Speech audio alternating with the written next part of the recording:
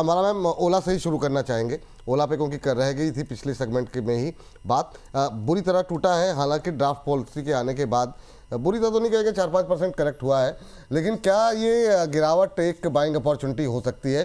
क्योंकि इस पॉलिसी को एक बात जितनी भी है, जितनी ऑटो कंपनियों की 3 व्हीलर को लेकर के, बाकी चीज़ों को लेकर के आज अच्छा मोमेंटम है, और अगले 3 साल के लिए जो ड्राफ्ट पॉलिसी है वो अब ईवी पर फोकस होती हुई दिखाई दे रही है। क्या ओला इलेक्ट्रिक उसका फ़ायदा उठा पाएगी या इसका सारा फ़ायदा इथर ही ले जाएगा? पहली टिप्पणी आपकी ओला पर। थोड़ा बहुत चल जाएगा, लेकिन पोर्टफोलियो में रख के सजा के मत रखना, ये सावधानी रखिएगा। बाकी फिलहाल खरीदने के लिए 38.30 पर है, थोड़ा रुकोगे तो अच्छा है, शायद 37.50 मिल जाए आपको। परसेंटेज वाइज ये 3% डिस्काउंट होगा कम से कम। तो मेरी सलाह में 37.5 से 37 रुपए की रेंज में दोबारा अटेम्प्ट कर सकते हैं। स्टॉप लॉस जितना स्ट्रिक्टली मतलब रिलीजियसली फॉलो कर सकते हो करना, उतना रिस्क मत लेना बढ़ने एक समय से ज्यादा। और यहाँ पर फिलहाल के लिए स्टॉप लॉस 34 का होगा अगर आप 37.5 से 37 रुपए की रेंज के बायर बन रहे हैं, एंड टारगेट आपके होंगे 50 और 60 के। ठीक सर। मैम अरे आज एक चीज़ गड़बड़ हो गई, मैं सवाल लेते लेते चूंकि मैं थम भी लिख रहा था, सर से कमेंट्री नहीं ली मार्केट पे, तो या तो इसी सेगमेंट में ले लेते हैं सर संक्षिप्त टिप्पणी। सर अभी की सिचुएशन देखिए, मेरा जो सवाल है बड़ा स्पेसिफिक है सर, कि एक तो ये कि इस्लामाबाद वार्ता पे बहुत कुछ बड़ा निकलेगा, इसकी उम्मीदें बहुत कम लोगों को थी। दूसरा ये कि जो डेस्परेशन और जो बातचीत का लहजा है यूएस की तरफ से, वो ऐसा लग रहा है कि वो किसी भी तरीके से अब इस मामले से निकलना चाह रहे हैं। ईरान का जो रवैया ये है, वो किसी भी सूरत में अपनी शर्तों पे चीज़ों को ख़त्म करना चाहता है। खींचना वो भी नहीं चाह रहे हैं, तभी वो पाकिस्तान आए, लेकिन ये है कि वो अपनी शर्तों पर चीज़ों को ख़त्म करना चाह रहे हैं। जब भी इस तरह की सिचुएशन होती है तो ठीक है, सब लोग अपने अपना दावा मजबूती के साथ ठोक रहे हैं, लेकिन कहीं ना कहीं इस बात के लिए क्या आपको लग रहा है कि बहुत लंबा शायद ना खींचे? आपका व्यू पॉइंट क्या है एनालिसिस को लेकर के? अभी क्या लग रहा है, क्या बीच का रास्ता कोई निकल पाएगा, और क्या सिचुएशन देख रहे हैं, और क्या मतलब जो एक डर बहुत ज़्यादा पहले था उससे सिचुएशन हल्की हुई है? आपका व्यू पॉइंट, संक्षिप्त टिप्पणी। सर देखिए, जल्दी खत्म होगा, हाँ 1-1.5 महीना 2 महीना में खत्म हो जाना चाहिए। क्या कूल ऑफ होगा? नहीं। इंटेंसिफाई होगा, हाँ। स्ट्रेट ऑफ हॉर्मुज पे जो डोनाल्ड ट्रंप ने अब टिप्पणी कर दी है, वो और इस बात को एग्रीवेट करेगा। और बार बार मैं एक ही चीज बोल रहा हूं sir, Russia China Russia China.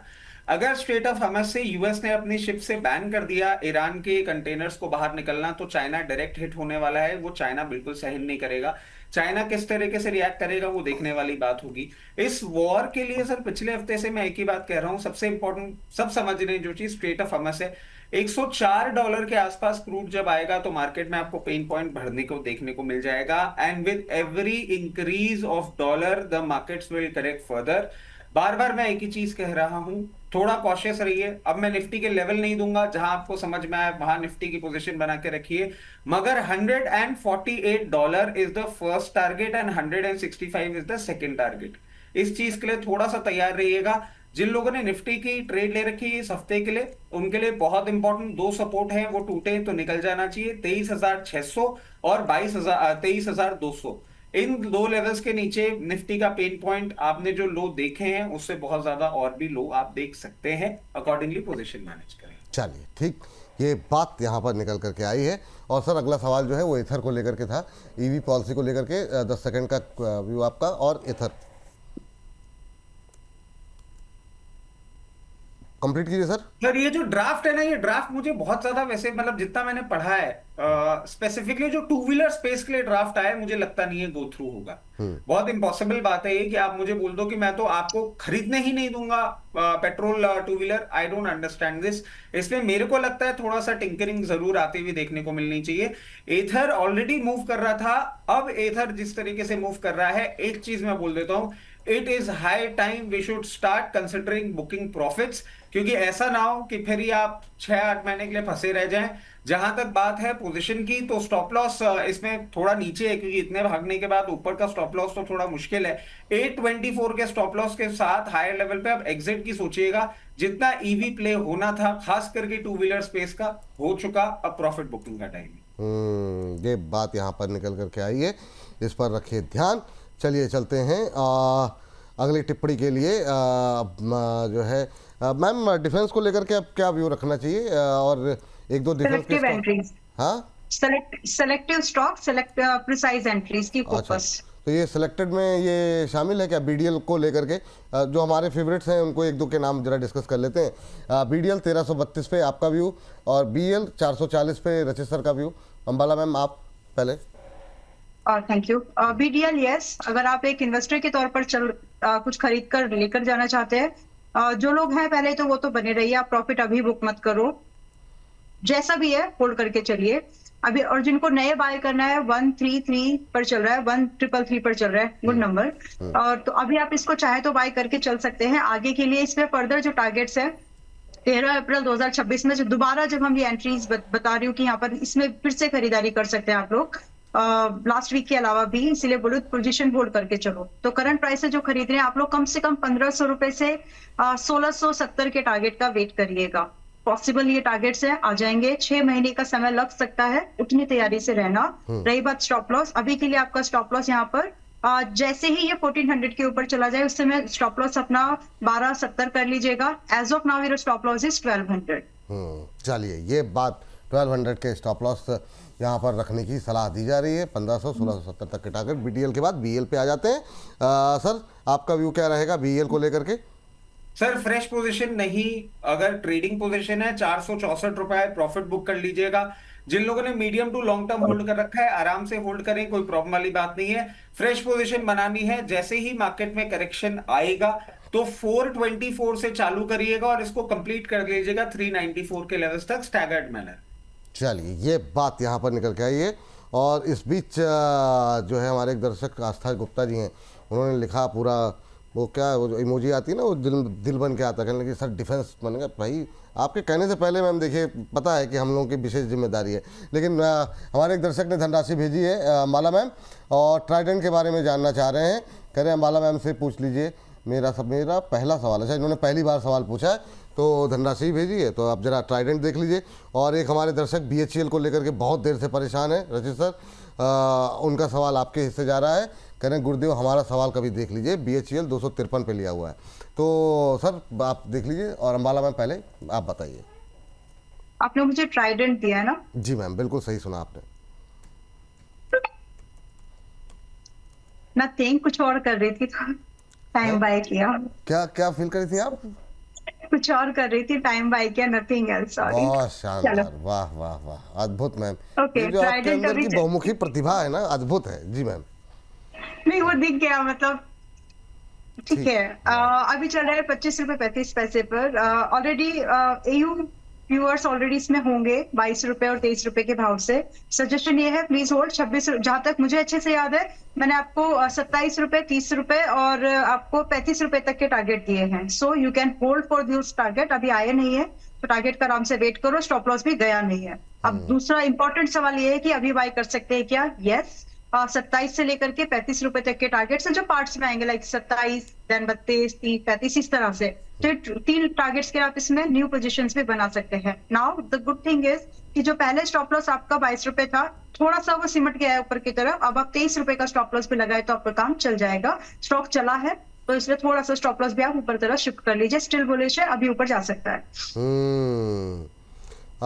चलिए इस बीच हमारे संजय कुमार धीर जी लिख रहे हैं, विपुल जी, रचित जी, अंबाला जी को सुप्रभात।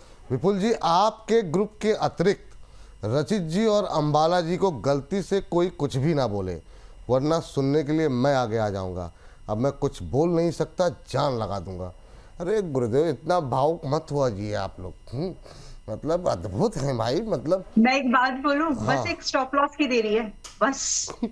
वक्त बदलते, हालात बदलते ना, टाइम नहीं लगता। खैर वो गलती से एक स्टॉप लॉस हो गया वो तो मैम यही भावना है ना। इतना प्रेशर नहीं लेते, जीवन में इतने स्टॉप लॉस कर चुके हैं ना कि अब टारगेट स्टॉप लॉस से ऊपर उठ चुके हैं। यस सर, जी सर, वो आपके लिए बीएचईएल भी था। जी सर।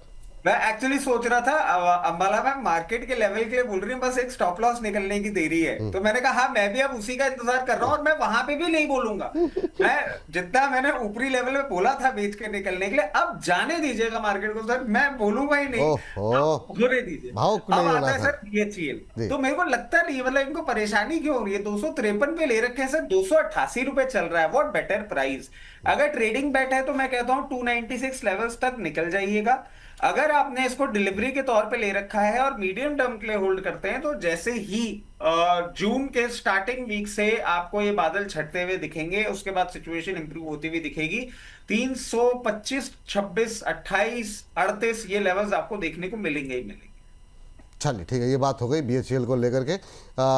चलिए मैम, एचएल के लेवल अब क्या रहेंगे करंट लेवल पे, बीच में डिफेंस और पावर दोनों का ही एक और एक जी हाँ बताइए।